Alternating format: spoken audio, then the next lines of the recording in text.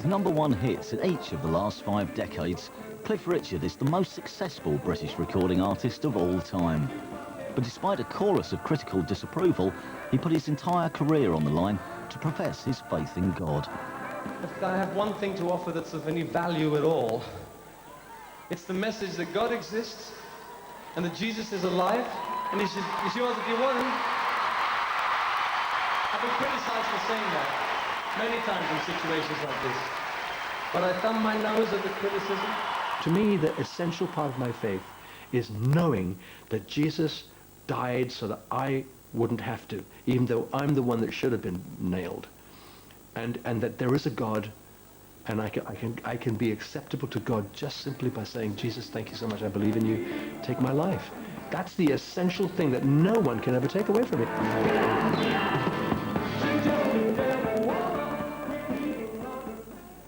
Cliff Richard was born in India and christened Harry Webb. His parents were English, members of the British Raj, and life was good.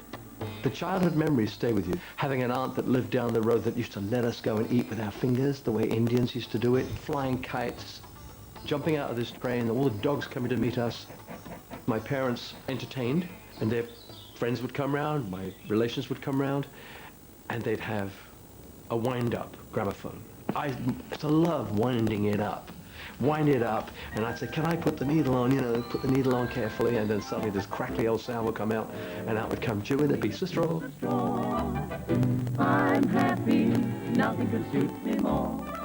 But the days of empire were over. Amid the murderous convulsion of Indian independence, young Harry's dad upped stakes and shipped the Webb family back to Britain. Hard times lay ahead. And then when we arrived in England, we arrived here with £5 sterling. We were poverty-stricken. When we came, it was very, very difficult for my father to get work. Now, people say to me, oh, well, of course, you're wealthy. Well, excuse me, I wasn't always, and I'll never forget what it was like. 3 of our main meals a week were these pieces of toast in a soup bowl with tea poured on it, milky tea, and sugar on top. And for Harry, there was worse to come. School. They realized that I was different. My accent must have been slightly more Anglo-Indian accent. I probably spoke a little like that. And I got treated pretty badly at school, actually. I was bullied a lot. My parents, they'd always have to say to me, how are you bruised like that? And I said, oh, I fell over in the playground. I knocked so many people over that I stood tall in the end. And I kind of learned to fight. What it does is give you grit. It makes you feel, I have to get through this. Harry's dad was a deeply committed Christian. At 14, Harry was packed off to confirmation classes, but none of it made sense to him. Although in awe of his dad, he made a stand. And I came home one day and I said, I don't want to go again. I don't understand it. I don't know what they're talking about. And my dad, he went, okay. And he left it like that. The religion sweeping through post-war teenage Britain had nothing to do with the church. It was a new phenomenon from the States. Rock and roll. I played truant one day to go and buy tickets for Bill Haley concert, and someone snitched, and I lost my prefect's badge because I'd ducked school. You can't do this, you're a prefect, you're supposed to be an example to the others. But Bill Haley's lure was irresistible. As the first rock and roll star to arrive in Britain, he was mobbed wherever he went.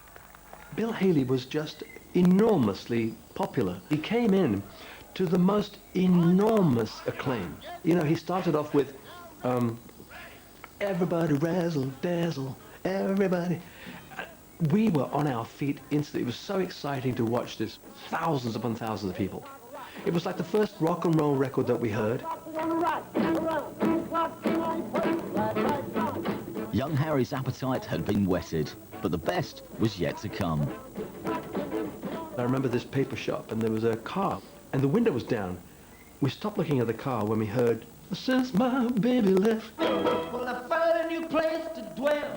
Well, it's down at the end of the road. The guy came out, he got in the car, drove off, and we thought, what was that? I found myself thinking, this is just so stunning, because there'd been nothing like it before. It's so lonely, I could die. Although it's always We spent a few days trying to find out who that was. It was listening to American Forces Network. Coming from Germany, was beamed across. We finally were able to rush around saying, it's a guy called Elvis Presley. just so lonely. It was just so exciting that it carried us on this great wave And thousands of us wanted to be like Elvis. And a few of us got through. Few of us got lucky. Harry teamed up with drummer Terry Smart and guitarist Norman Mitham and Ian Samwell to form the Drifters and play local gigs. And then one day, this guy came up and said, I have a ballroom in Ripley in Derbyshire, and I'd like you to come and play there. We thought, oh, this is the big time. He said, but I need to have, I want to put some posters up, and he said, I'd like to put Harry Webb and the Drifters. And I said, oh, no, we're just the Drifters. He said, no, well, no, I know, if you want to come up, it's got to be something else, if you don't want Harry Webb. So we went to a little pub, and over a beer, talked about names. Somebody said Russ Clifford. I said, Russ Clifford. Then somebody said, what about Cliff Russard? I went, Cliff, that's a great name. Cliff, rock face, rock and roll. Yeah, okay, Cliff's good. Then somebody said, Cliff Richards.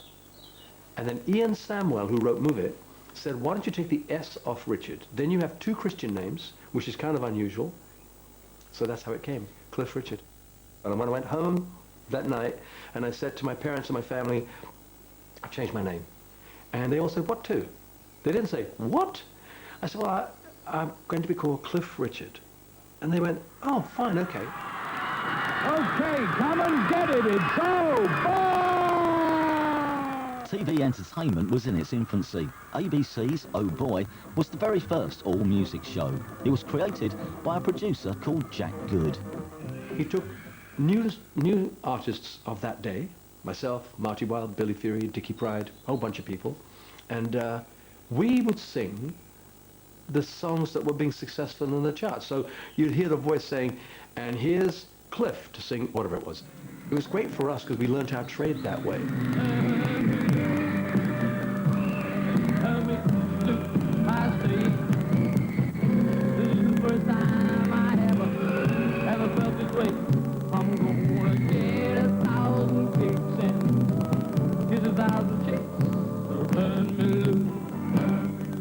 There's a famous one of three of us, in fact, doing a song called Three Cool Cats.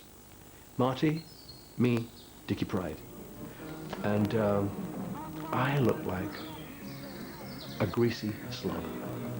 I mean, I just don't know how I survived it. Jack Good was very helpful. He made me cut my sideburns away. He said, it's just too much of an Elvis takeoff. And don't play the guitar, get rid of the guitar. I'm thinking, oh no. So he's the one that actually said, stay where you are, stand, I'll tell you what to do. He'd tell me to sort of turn on a line, don't grab your arm until you sing that, lower your eyes, look up. It all helped me so much. And when I see her home and I kiss her,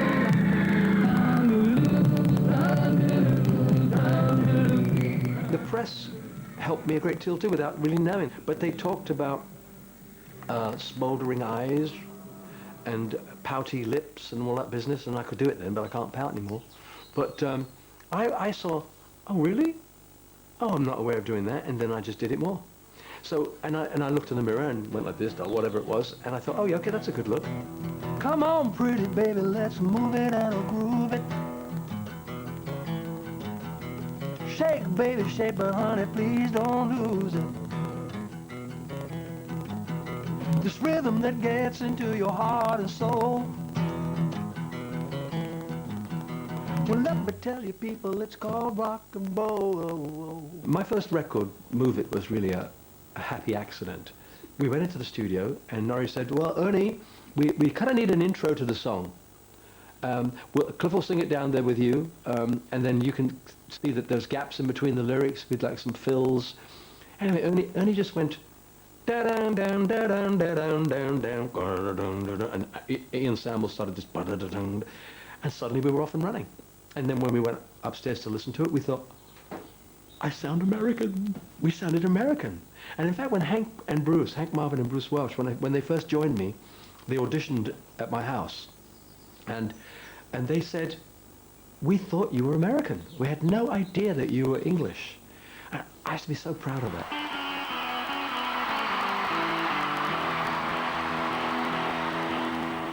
And I've sung it ever since, funny enough. I still use it on stage. Ian Samwell left the lineup and the Drifters became the Shadows with the inclusion of Hank Marvin and Bruce Welch. Come on, pretty baby, let's move it and It was a hit in South Africa, Australia, New Zealand, all around the Far East, and suddenly, you know, within a year or two, the Shadows and I were being invited to sing all over the world. I was only 17 and a half when I made that record. Let me tell you people, it's called rock and roll. I was thrown into the deep end, so to speak, and I really did have to learn while running. We just don't know what's going to replace it. I lived and loved the excitement of it all. I loved it going on stage at night. I remember Bruce used to come up to me and say, let's have a raucous in the audience. Let's get a riot going. And then I used to move around a lot more, and the girls would all come rushing up the front. And of course we used to annoy our management, because they used to say to us, look, we've got to get out of this hall. The only entrance is at the back. We're going to have to run. Do not have a riot. And Bruce would come up and say, to hell with them, let's have a riot. So all of that was going on, and it was wonderful. Next, the turmoil when Britain's most popular vocalist found God.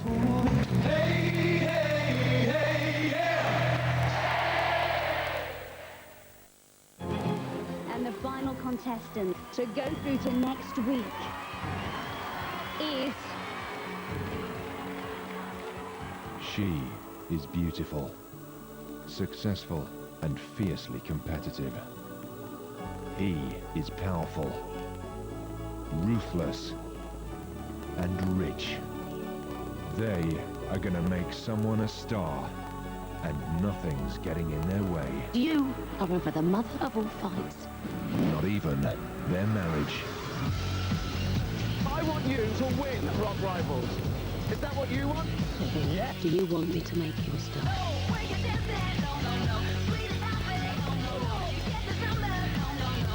Get a little something in the show. This is no battle. This is war. Brand new drama, Rock Rivals, coming soon to ITV1.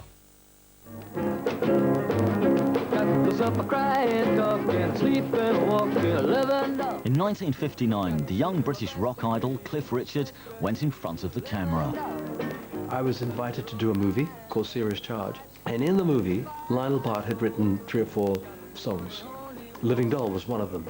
We recorded it for the movie as it was written, which was like a pseudo-rock dome. Do-do-do-do-do-do. Got myself the do do-do-do-do. And we did it fine. Then Norrie Paramore, my producer, said, look, they want the single of Living Doll. So we said, well, not like that. And Bruce said, why don't we just do it like a country song? Well, it was Jet Harris that created that intro. I got myself a crying, talking, sleeping, walking, living doll. I got to do my best to please her just 'cause she's a living doll. Got a roving eye, and that is why she satisfies my soul. Got the one and only walking, talking, living doll. We released it and got a shock when it came in quite high in the charts. And the next thing we knew, it was #1. What I say, just feel. We'll lock her up in a trunk, so no big hunk can steal her away from me. Living Doll just changed everything. It also took me into an audience group, a bracket that was known as the Mums and the Dads. Adults started coming to my concerts after Living Doll.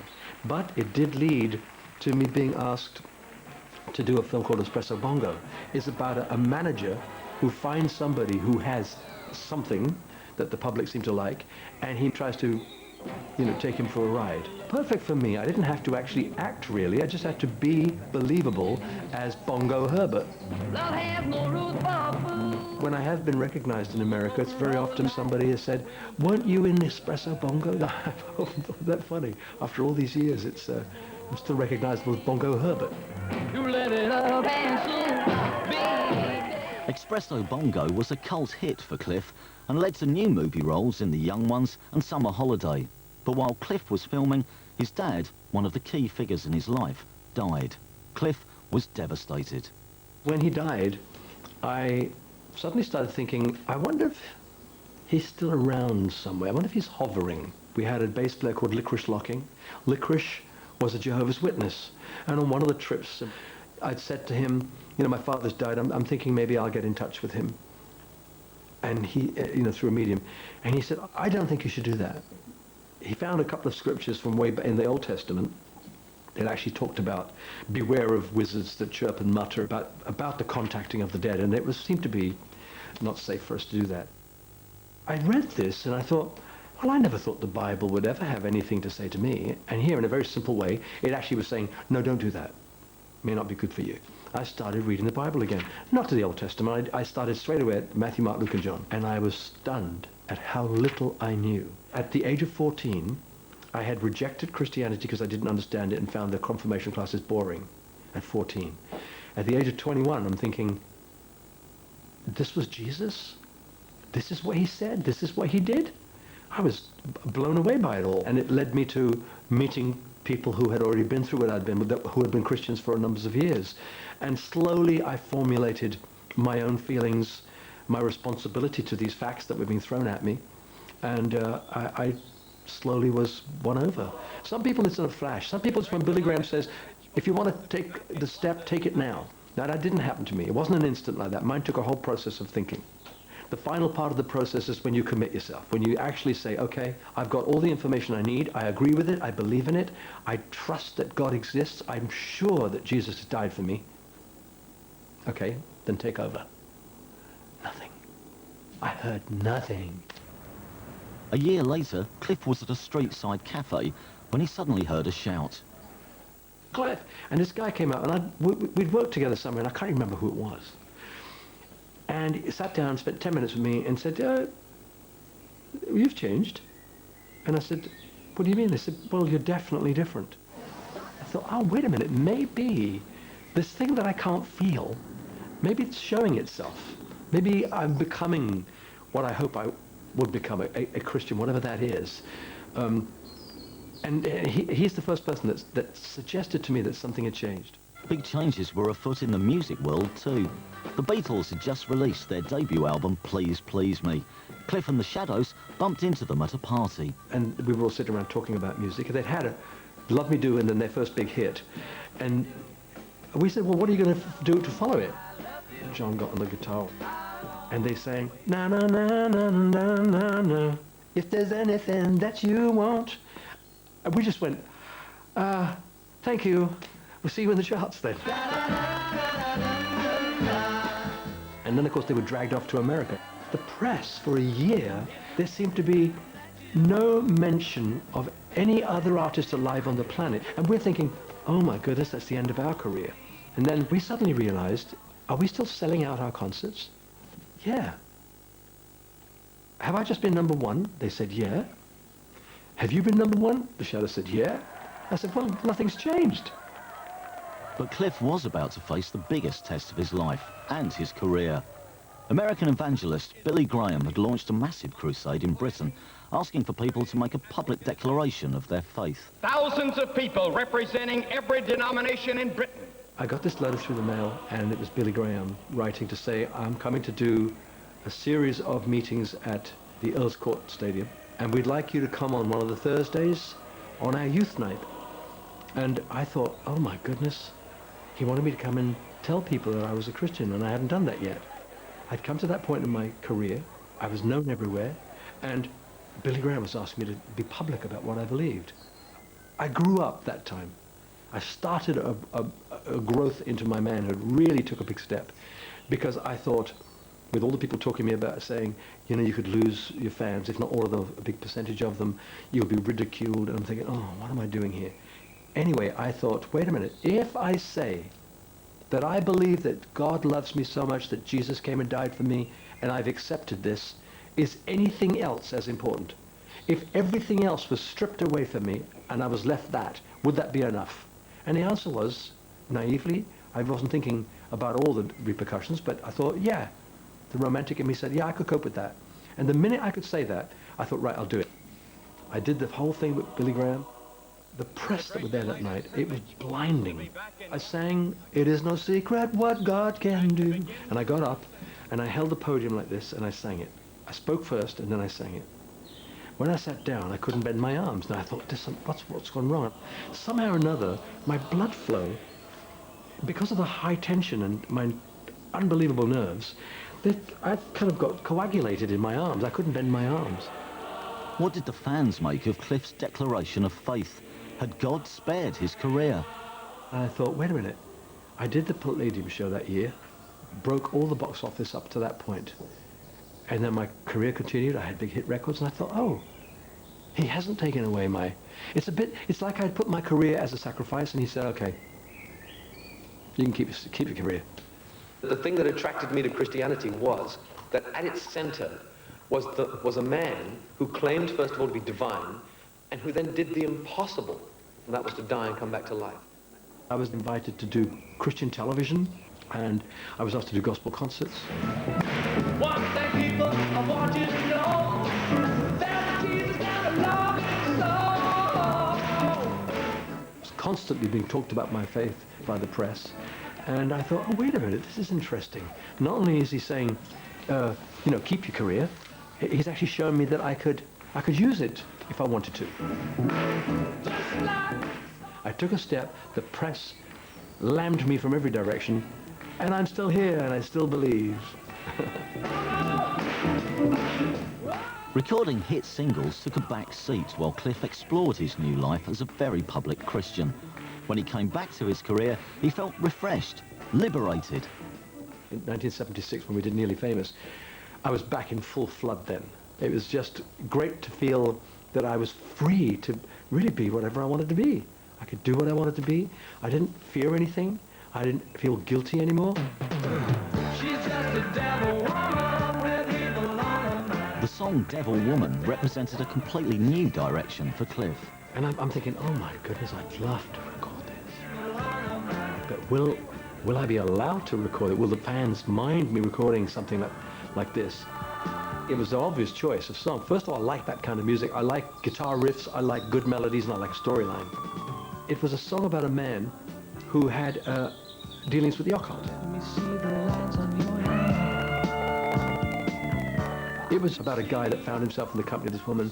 She had the same eyes as the cat that he saw on the road, and there's all this eerie sort of thing.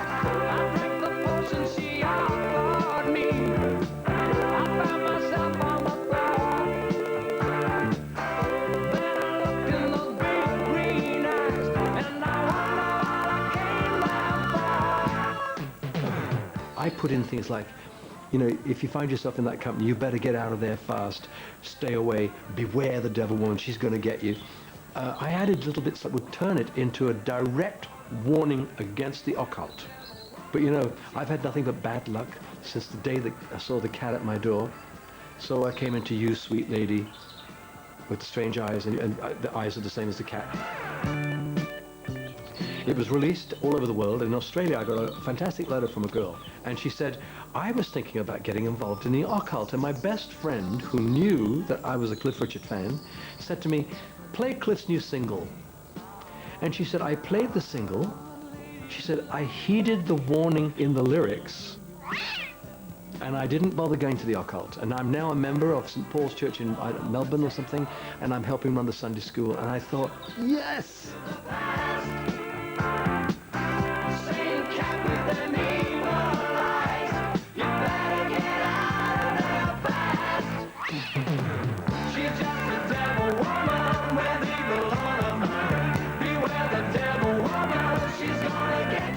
I think God has great plans for people. Christianity was a mega step for me to take. And the funny thing is, people have said to me, it might ruin your career. After the break, how Cliff and his fans proved the critics wrong.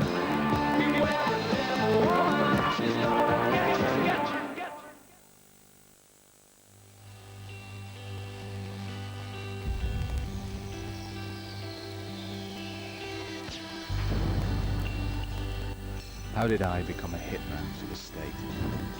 On the day Lanny Douglas came to take me out of prison. One simple rule worth remembering. I call the shots.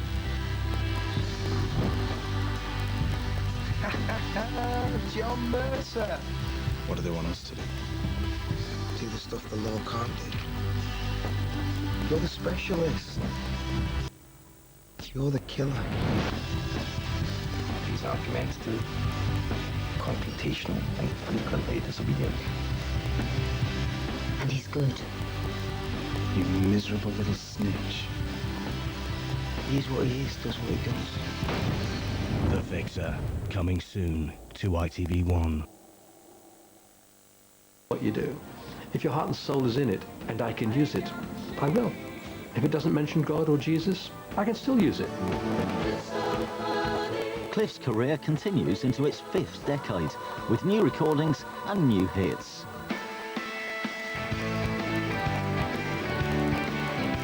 The latest is What Car? The ambition in me hasn't died.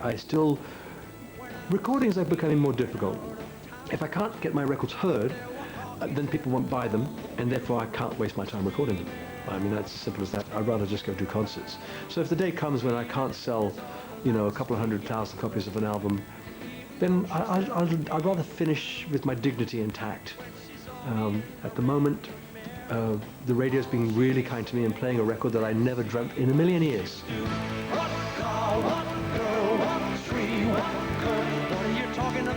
I mean, What Car being played on Radio 2, when really I've always thought of Radio 2 as being extremely middle of the road and extremely not rock. It turns out they liked it. And of course, I'm thrilled. I don't care what they like of mine.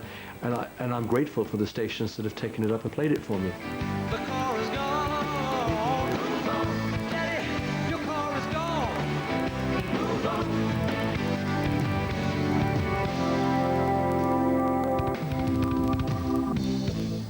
Looking back over his career, one of Cliff's greatest regrets is that his dad wasn't there to share it.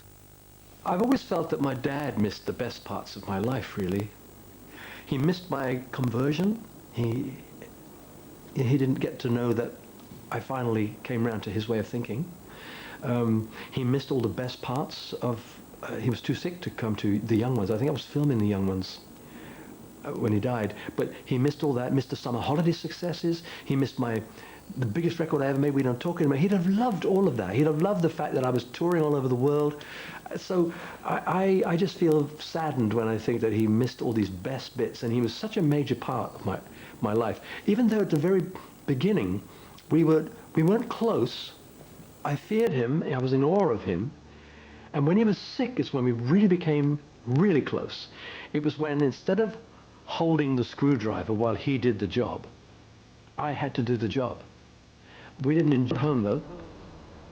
You're sitting at the piano, thinking, and then he thought, Our Father, who art in heaven, hallowed be thy name, thy kingdom come, thy will be. And he said, it worked. It fitted.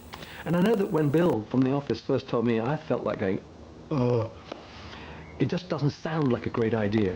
Put yourself up every time I make a record. Every time I do a concert, you put yourself yet again in the position of being knocked down. But I don't mind.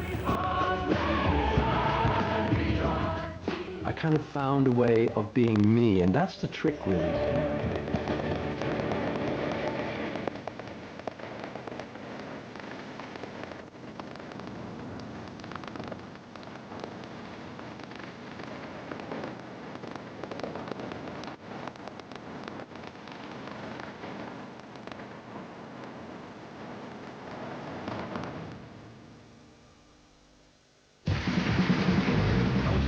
TV. I want watercooler moments. I want sex. I want passion. I want them to run home from work just to watch it. Actors that make women want to leave their husbands. Husbands want to leave their wives. What I love about that show is the title. There's not an ounce of fat on that title. Well, I want to show it wit and class. You look up here a little bit too much. Weekends in February on ITV1.